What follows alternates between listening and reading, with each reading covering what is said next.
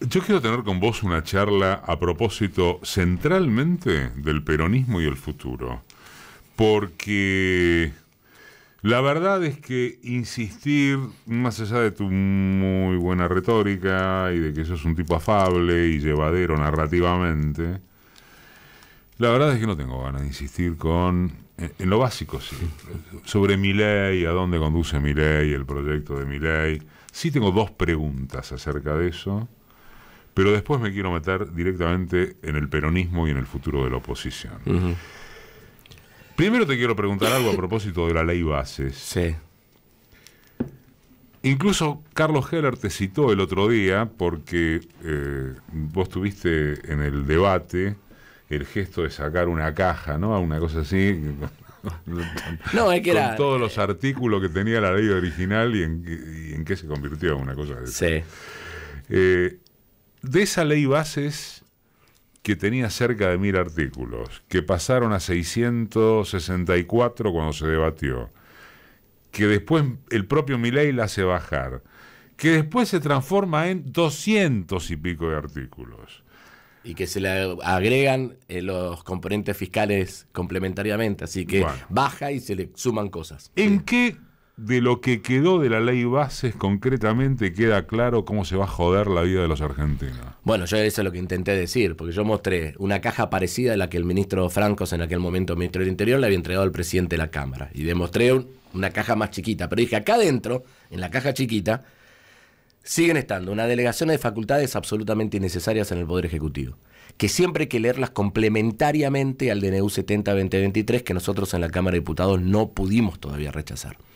Entonces, cuando uno piensa cómo ejerce el poder Milei, lo ejerce con lo que tiene la Constitución, obviamente, con el DNU 70-2023 y con las facultades delegadas que el día que lo promulgue le da la ley Bases. Segundo, la reforma administrativa, la que ahora viene a implementar Sturzenegger con la asunción de ayer, el desguace de los organismos estatales, está claramente adentro de los primeros artículos de la ley Bases. O sea, además de los que también ya planteaba el DNU 70-2023, que pasa de largo. Esta semana, por ejemplo, ellos extendieron el plazo para que todas las empresas estatales puedan convertirse en sociedad anónima. Lo extendieron el plazo por un decreto, porque no llegaron a hacerlo y porque no tenían la ley Bases. Ahora van a avanzar en ese sentido. Y eso está adentro de la ley Bases. Las privatizaciones pueden ser menos, eran 41, ahora son 8, porque eran 11 hasta que se sacaron aerolíneas, correos y RTA. Digamos, ¿no? Pero además de todo eso, fíjate cómo quieren, cuando pueden avanzar por otro mecanismo administrativo, avanza. Caso IMSA. IMSA, la empresa metalmecánica histórica señera en la provincia de Mendoza, estuvo en default al punto del cierre, la recupera el Estado durante la gestión del presidente Alberto Fernández, la pone en asociación con otras instituciones, por ejemplo con el Ejército Argentino, con fabricaciones militares, con INVAP y con otras empresas características, ahora quiere avanzar en la venta. Entonces también está ahí adentro. Ahí adentro está también la reforma laboral, una reforma laboral, Eduardo, nunca discutida. A ver, hasta en el 2000, cuando se dio la reforma laboral que terminó con la famosa Banelco, sí. La reforma laboral se discutió adentro del Congreso. Acá la discutieron, la aprobaron prácticamente sin discusión y como un ejercicio de negociación política de un sector del radicalismo en la Cámara de Diputados que dijo, si no me dan la reforma laboral, no aprobamos la ley Bases. Terminó siendo un toma y daca. Hablaste del régimen impositivo de grandes inversiones, que fue un tema muy discutido y que está adentro, probablemente más amortiguado por los cambios hechos en el Senado, pero a mi criterio igual de extranjerizante y de desnacionalizante, digamos, ¿no? Que lo que tiene el RIGI, y los dos elementos centrales que no están en la ley Bases, pero que sí están en el paquete fiscal, que esta situación insólita de que hagan que los laburantes vuelvan a pagar ganancias y que le bajan las alícuotas en bienes personales al escalón de más altos ingresos, ¿no? Germán, vos decís que algo o todo de lo que acabas de señalar va a tener repercusión inmediata como para que Milei recupere confianza en los mercados que le dieron vuelta a la cara después del horror de la conferencia de Caputo y Borsili. Esto es percepción. Sí, yo creo que a mí me parece que uno de los elementos que está en crisis hoy en en su momento en el bloque de poder dominante, le llamarían en otro tiempo, ¿no? Es la relación del presidente con el capital. Yo creo que esa relación está absolutamente en crisis, y donde los que siguen sosteniendo a Milei son aquellos que tienen una mirada más cortoplacista de la rentabilidad económica en la Argentina. ¿Cuáles son esas? ¿Las corpos cuáles? Bueno, a mí me parece que hoy hay un elemento que no apareció ni en los 90 ni en los 2000, que está profundizado, que son los grupos de inversión financieras al estilo BlackRock, ¿no? Yo creo que el RIGI va para ahí, Eduardo. Y lo dije en la primera vez. ¿Quiénes van a aprovechar? Aquellos que tienen gran capacidad de concentrar capitales de índole financiera, y que pueden ir en un momento donde la Argentina, los precios de compra de activos son relativamente baratos por la situación de crisis que vive la Argentina. Ahí, ¿la Argentina está regalada? No todavía, pero está muy accesible. ¿Va para ahí? El otro día se lo dije a un diputado por abajo, le dije, ¿sabes cómo vamos a terminar acá? Si el proyecto de Milei fracasa, terminamos con una nueva ley de bienes culturales. ¿Te acordás la ley de bienes culturales? Fue la ley sobre el arranque final de gobierno de Duhalde, principio de gobierno de Kirchner, donde las empresas, entre comillas, de burguesía nacional, pedían un marco de seguridad para que las transnacionales no la compren a 2 mangos. Que fue cuando Duhalde salvó a Clarín. Entre una cosa esa, y acordate a Lilita Carrió, en aquel momento una dirigente de centro izquierda, diciendo, hicieron un lobby de carniceros en la Cámara de Diputados, dice en un momento de su discurso, ¿no? No me acuerdo. Entonces hay una Lilita Carrió muy joven, pelito rubio carré, negro y con cruces, como tenía en aquel momento, diciendo eso. Fue una ley terrible para la Argentina por el lobby del Grupo Clarín. Pero estas cosas pueden volver a pasar, lamentablemente, en Argentina, si la crisis a la que yo creo nos lleva inexorablemente Javier Milei termina haciendo añicos las contabilidades y los performances de las empresas nacionales, ¿no? Me quiero detener en inexorablemente, que es algo que también solemos hablar seguido con Carlos, con Heller. No hay ninguna chance de que a Milei le vaya bien en términos de los intereses del bloque dominante. Por ejemplo, la latinoamericanización de la Argentina. Bueno, lo que algunos... Esto siempre es molesto decirlo así porque involucra nombres propios, pero viste que se habla de la peruanización de la Argentina, de la paraguayización de la Argentina, un modelo de exclusión absolutamente consolidado con una economía real, una economía del contrabando, un enclave como puede ser el caso de Paraguay. A ver, eso no lo ves. Yo creo que Milei puede exhibirle algunos resultados concretos a estos sectores que constituyen, a mi criterio, los que hoy sostienen la alianza de poder económica política, pero que eso va a estar tan alejado de la percepción social, subjetiva, de bolsillo, de millones y millones de argentinos, que ahí está lo inexorable de la crisis. Vos lo mencionaste en algún momento de tu editorial, Eduardo. La Argentina es un país con otro formato. Es un país donde hay un 60% o 70% de la economía que se mueve por el mercado interno. Y allí están las pymes industriales, las pymes de servicios, los pequeños comercios, que viven básicamente de tener mayor cantidad de trabajo y trabajo mejor remunerado y capacidad de consumo de los sectores populares. Eso está hoy absolutamente roto. Una ciudad que vos conocés muchísimo, como la ciudad de Rosario, que vos sabés que tiene, al no ser capital de provincia, es como que Rosario no tiene filtro y por lo tanto es muy procíclica, ¿no? Cuando hay un modelo económico que impulsa el mercado interno, crece más rápido del promedio, nos pasó 2003, 2004, 2005, 2006, 2007, y cuando hay un proceso de crisis cae más rápido que el promedio, como nos pasó no solamente en los 90, sino como nos pasó con Mauricio Macri, como está pasando ahora. Entonces esa trama está rota y es inexorable, eso es lo que digo, que eso tenga repercusiones sociales y de percepción ciudadana respecto a los que dirigen o a los que conducen políticamente. Yo lo vengo diciendo, algunos Capaz que por ahí es una mirada, yo trato de, no soy de bajar línea, ¿no? Trato de reflexionar en voz alta algunas cosas. Yo lo que escucho en una ciudad de 1 millón de habitantes que tiene termómetros interesantes, la ciudad de Rosario, es el que no tenía ninguna duda en Milei, tiene dudas, el que tenía dudas empieza, como todo en la Argentina, a rumorear por abajo, a manifestar su descontento por abajo cuando carga el combustible en la cola del súper, mientras que a ustedes hablaban de primeras marcas, de segundas marcas. Rosario tiene el 70% de su consumo en superficies pequeñas, en negocio de proximidad, y eso está porque es el mango diario que conseguí para vivir. Solamente el 30% puede programar una compra mensual o quincenal, el resto vive de la que junta todos los días, digamos, ¿no? Entonces, ahí hay y después lo que yo noto es que aquel que ya tenía críticas las expresa en voz alta, y aquel que la expresaba en voz alta lo reputea al presidente.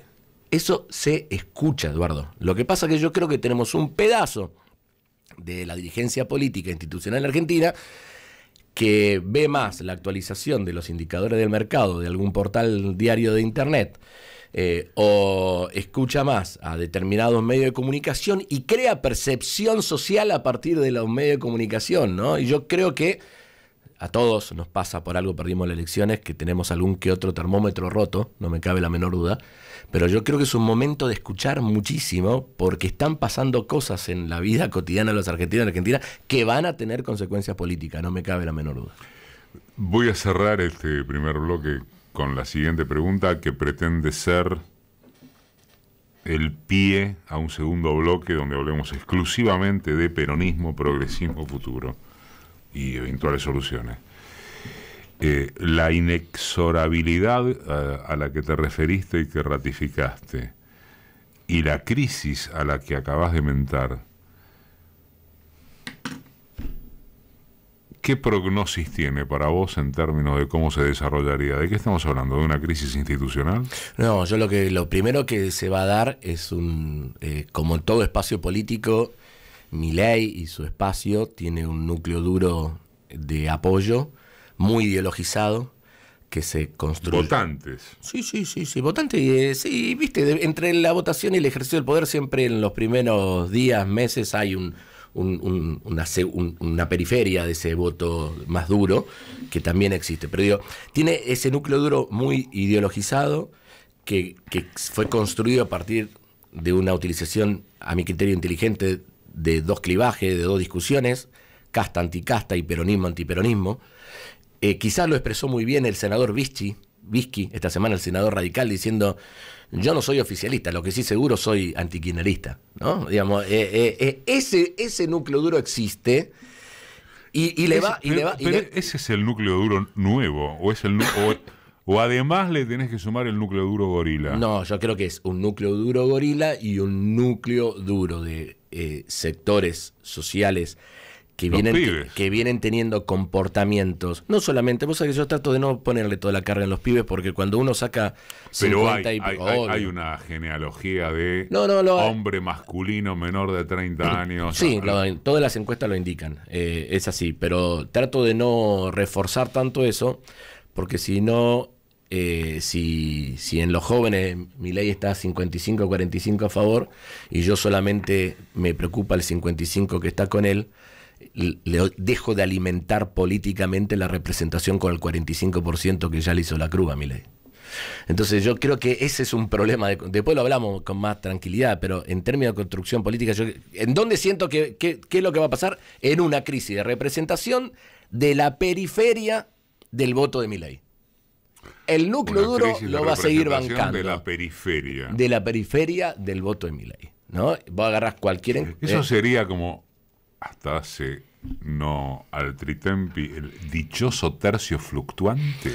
Bueno, lo que pasa es que el tercio fluctuante está un poco en el círculo periférico de Milei y también en el círculo periférico de nuestra espacio político. Bueno. O sea, ahí es donde se va a dar esa discusión, pero en lugar de hablar de tercios, que te lleva a la discusión de cómo construir un vehículo de representación de ese tercio fluctuante, yo creo que nosotros tenemos que ir a la disputa de la representación de la periferia del voto de Milei, que puede volver a creer en nosotros.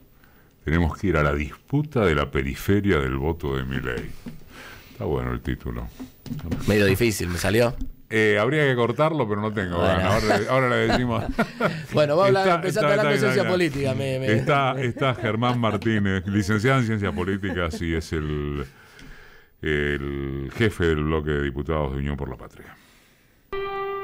Está habiendo mucho rebote de este momento que estamos viviendo con Germán Martínez, el presidente del bloque de diputados de Unión por la Patria.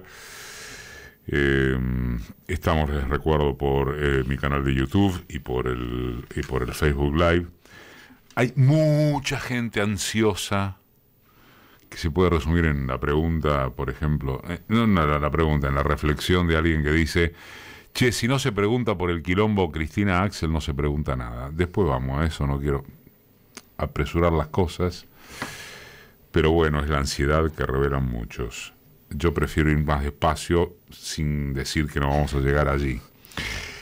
Primero, remarcar algo que quedó colgado digo porque lo seguimos charlando fuera de micrófono, a propósito de lo detectado que tenés, lo estudiado que está, creo que con el Chivo Rossi hicieron un laburo con eso, sobre ciudades de la Argentina que son leading case, casos testigo, en términos de qué es lo que pasa con su mercado interno. Bueno, esto no tiene carácter científico, sino de lectura de realidades, ¿no? Hay algunas ciudades en distintos lugares del país que son, a nuestro criterio, muy buenos termómetros de cómo se va dando la situación social de acuerdo a las políticas económicas implementadas. ¿Por qué? Porque son ciudades que no son capitales de provincia y que han demostrado, por lo menos desde los 80 para acá, que cuando hay un modelo económico que potencia las capacidades de consumo popular y por lo tanto el mercado interno, esas ciudades crecen por arriba del promedio de lo que crece la economía en general, pero cuando caen mucho más rápido y más profundamente que el promedio. ¿Y esas ciudades son? Nosotros la veíamos: Comodoro Rivadavia, en la Patagonia, provincia de Chubut, Bariloche, en Río Negro, Concordia, en Entre Ríos, Mar del Plata, la provincia de Buenos Aires, Rosario, en la provincia de Santa Fe. Y son lugares que hasta el entramado social de resistencia, de protesta, tiene otra característica, ¿no? Tiene vasos comunicantes muy fuertes entre el peronismo y los sectores de izquierda. En todos estos lugares existen experiencias de ámbitos multisectoriales, donde en general ha habido también líderes, hasta del punto de vista religioso, obispos jugados, ¿no? En su momento. Hoy esto, me permito por lo menos ponerlo entre paréntesis o entre signo de interrogación, da para otra charla, ¿no? Pero digo, yo creo que siempre hay que mirar mucho estas ciudades, mucho, y más en este momento hay que mirarlas mucho. Vamos al peronismo. Sí. Peronismo / progresismo. ¿Está bien peronismo / progresismo? ¿O es una tontería? No, para nada. No, bueno, porque viste que tenés ciertos personajes... No, pero yo no comparto esos diagnósticos. Personajes que no quiero le pongamos ni nombrar. nombre, no, pero digo, a ver, yo te voy a hacer... Si empezamos con los nombres, pero fui hace quedan un tiempo, afuera las ideas. te voy a poner una situación que me pasó a mí. Hace 3 o 4 meses atrás fui a una reunión con una especie de reportaje abierto con compañeros, compañeras de la Juventud Peronista del departamento de Rosario. Yo soy el secretario general del PJ de Rosario, y era un reportaje donde ellos habían hecho un laburo donde se habían juntado previamente y hacían preguntas. La última pregunta que me hizo la compañera que me hacía el reportaje era qué creía sobre la infiltración socialdemócrata en nuestro movimiento. ¿Infiltración? Sí. No, a ver, una chica excelente, te lo digo, no traducía su pensamiento, no sino mala leche, una reflexión que estaban haciendo los compañeros y compañeras más jóvenes. Y yo en aquel momento, y lo ratifico ahora, nosotros tenemos que ser la columna vertebral de un diseño institucional de representación política que involucra a todos los peronistas y a los que estamos del peronismo hacia la izquierda también. Es así, porque aparte somos un movimiento que quiere más o menos igualdad en la sociedad. Si somos un movimiento que tiende a darle a través de herramientas de lo que antes llamaba el estado de bienestar, de la inclusión social, como le querramos llamar, queremos que las diferencias entre rico y pobre se achiquen sin perdiendo la posibilidad de que tengamos una economía pujante, que invierta, que crezca, que genere trabajo, todo eso. Pero si queremos eso, si queremos más igualdad en la sociedad argentina, ese lugar ya nos ubica del centro hacia la izquierda. No hay proyecto igualitario a la derecha. No lo hay. Entonces, ¿eso significa que seamos zurdos, insoportables? No, eso es una descalificación horrorosa que lamentablemente lo vengo escuchando cada vez más, producto de macartismos que yo creo que nos hacen retroceder 50 años en la Argentina. Pero independientemente de eso, nosotros nos tenemos que parar ahí y tenemos que convocar desde ahí. Por eso es que yo te cerraba el bloque anterior diciendo que yo no me quiero imaginar una Argentina con el peronismo, el antiperonismo y una avenida del medio. No quiero eso. No quiero eso. Yo quiero un peronismo con capacidad de interlocución con sectores políticos mucho más diversos, ubicados de nosotros hacia la izquierda, que le permitan generar una situación de poder donde seamos mucho más que el sector antiperonista. Y ahí yo creo que hay margen, Eduardo, hay margen. Lo que pasa es que hay también cosas que nosotros tenemos que cambiar. Te lo decía fuera de aire, pero lo quiero decir al aire. Nosotros nos hemos... ¿Estás más preocupado por quién alimenta el voto de Milei? Sí, o seguimos muy enojados, y está bien que nos enojemos porque nos enoja que estén pasando las cosas que están pasando en la Argentina y que todavía haya apoyo social. Muchos compañeros y compañeras se preguntan cómo todavía tiene este nivel de apoyo a Milei. Pero yo le digo, hagan el ejercicio de pensar el vaso medio lleno. Hagan el ejercicio de pensar en todos los argentinos y argentinas que ya no ven a Milei como un canal de representación política y como un canal de depósito de nuestras expectativas y esperanzas.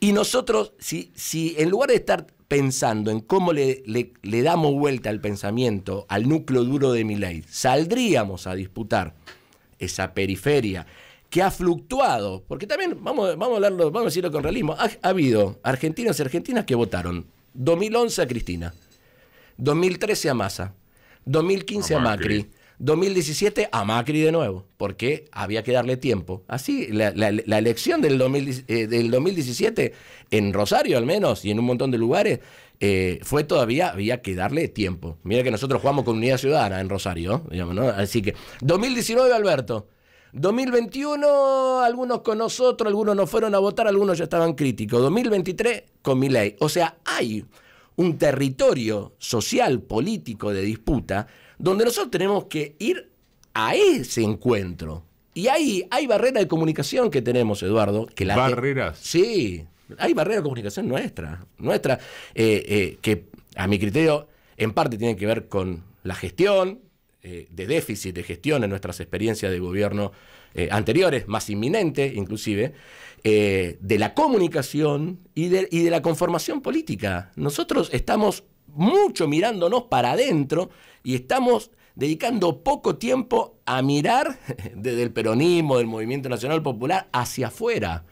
Entiendo qué se traduce en el mensaje de esa compañera que te ponía, compañero, en el chat que te puso recién. Sacale los nombres propios, pero hay una demanda de liderazgo, ¿no? El que preguntó, si no le preguntás por del tema, el quilombo de Cristina y Kicillof, no le preguntás por nada. Por eso. Ahora, hay una demanda de liderazgo que excede porque esta compañera, compañero, ¿quién es la compañera? No. Sí, bueno. Ni siquiera me fijé el nombre. Representa... Bueno, no importa. Yo pero esa compañera o ese compañero lo está viendo desde un lugar donde puede ser que ese tema sea... en el diálogo político, en la charla entre nosotros, sea tema. Ahora, en el 85% del territorio nacional, ese no es el tema. Ahora, en ese 85% del territorio nacional están reclamando liderazgo. ¿Quién ordena? ¿Cómo se acomoda? Y yo lo que quiero decir... ¿Qué contestás a eso? Primero, que no hay que apurarse en la búsqueda de liderazgo que sinteticen. Porque, y te voy a decir por qué.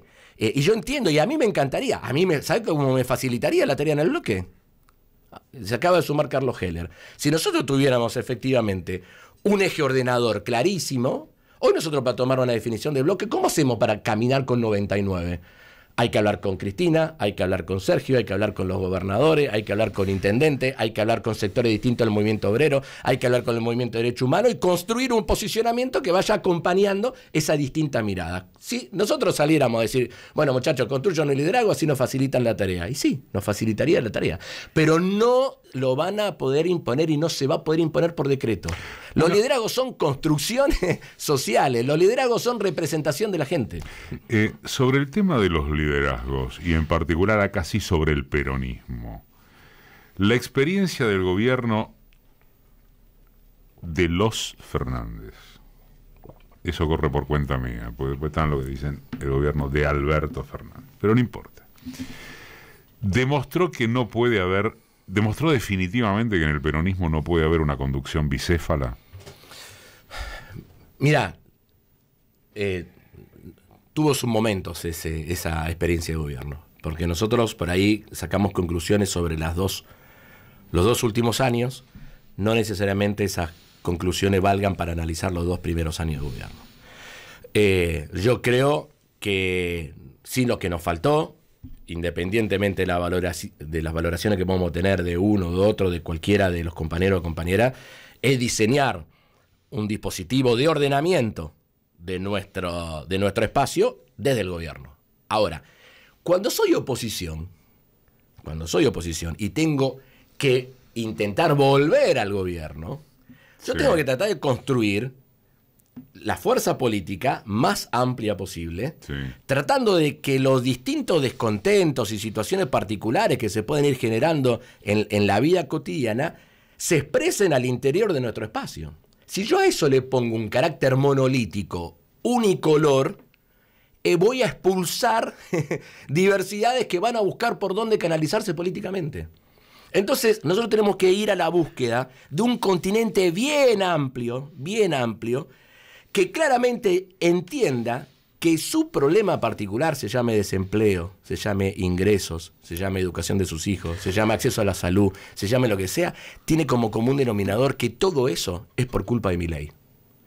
Que comprenda que no hay situación de vida cotidiana que no se explique desde la aplicación de un modelo económico absolutamente excluyente como el que tiene Milei. Si nosotros logramos eso, vamos a tener posibilidades de hablar y de ser escuchados, porque esas son las dos cosas, hablar y ser escuchado por otro, y también tener la capacidad de escuchar la mirada del otro, por una mayor cantidad de argentinos, que creo que es el objetivo que nos tenemos que fijar ahora. Te hago la última y tiene que ver con los modelos. Vos le preguntás, y está enganchado con esto último que acabas de decir, vos le preguntás a un tipo de derecha en qué consiste, y el tipo te lo resuelve rápido. ¿Viste cómo tenés las resoluciones rápidas? ¿Qué eso de derecha? Quiero la de regulación, quiero la destrucción del Estado, si se lo preguntas al libertario. Incluso entre los sectores del PRO, y aquí no creo que haya diferencia entre un Macri y un Bullrich. Sinceramente no sé cuál sería la respuesta hoy de un radical acerca de en qué consiste ser radical. En todo caso no me interesa por este momento. En términos de modelo, y más allá de la definición folclórica de independencia política, soberanía económica, justicia social, que le puede caber a cualquiera. En términos de modelo, hoy, ¿vos qué modelo ves para la Argentina? El modelo del extractivismo, cito los que circulan. El modelo que se vuelva a centrar en la pampa húmeda, con apoyo en las exportaciones primarizadas, el modelo que algunos se llaman cordillerano, que es el de las provincias mineras y el extractivismo basado allí, ¿o qué? Los momentos en donde a nosotros nos fue mejor, nosotros logramos combinar dos en un mundo con lo que supone la tecnología, la inteligencia artificial. Está bien, está claro. Donde nos fue mejor, nosotros logramos combinar positivamente 2 elementos. Uno, la capacidad de exportación, inclusive yo creo que en un gran déficit de agregado de valor en nuestras exportaciones, de nuestros recursos naturales, pero un mercado interno potente. El modelo extractivista, como lo llamaste, o exportador el minero, sí, pero también, circula como el cordillerano. No, pero también el del agronegocio, sí, digamos, ¿no? No le permite posibilidad de desarrollo y progreso a 47 millones de argentinos. Para que exista eso, nosotros lo que tenemos que hacer es generar posibilidades para que los traccionadores de inversiones y de posibilidad de generación de dólares que los necesitamos para cualquier tipo de proceso de desarrollo nacional industrial, lo necesitamos, digamos, ¿no? Entonces, por lo tanto, tampoco demonicemos actividades que yo creo que con todas las ponderaciones que tenemos que hacer desde el punto de vista ambiental, de la sustentabilidad, lo que sea, las tenemos que desarrollar, Lo que nosotros tenemos que hacer, que yo creo que los que nos faltó bastante en la segunda parte de nuestro gobierno post-pandemia, es la posibilidad de un mercado interno potente, sustentable en los dólares que necesita para sostenerse y sustentable también con un modelo macroeconómico, hay que atacarlo, más ordenado, que nos permita darle previsibilidad en el tiempo para poder llevarlo adelante. Ahora, vos hablabas de las 3 banderas del peronismo y eso no le cabe a cualquiera, Eduardo. No, porque hoy... No, yo lo que dije, por las dudas te aclaro. No, pero hoy volvimos... Suena poesía. ¿Viste? No, pero agarrar los 10 puntos, agarrar los 10 puntos del supuesto Pacto de Mayo firmado el 8 de julio y vas a ver cómo sigue estando ahí adentro la discusión acerca de la soberanía de la Argentina, sigue estando ahí adentro la discusión de cómo se genera riqueza y distribución del ingreso en la Argentina, y sigue estando ahí adentro los niveles o los márgenes de autonomía que tenemos para orientar nuestro desarrollo. Por lo tanto, esas discusiones siguen estando, por lo tanto siguen vigentes. Ahora, las tenemos que poner al servicio, insisto, de una construcción amplia que nos permita reconstruir poder y representación. Eso es lo que tenemos que ponernos como objetivo en este tiempo. Gracias, Germán. No, gracias, Eduardo. Buen mediodía. Un enorme gusto haber estado un buen rato con vos. Te lo digo de veras. Pasó Germán Martínez por Marca de Radio.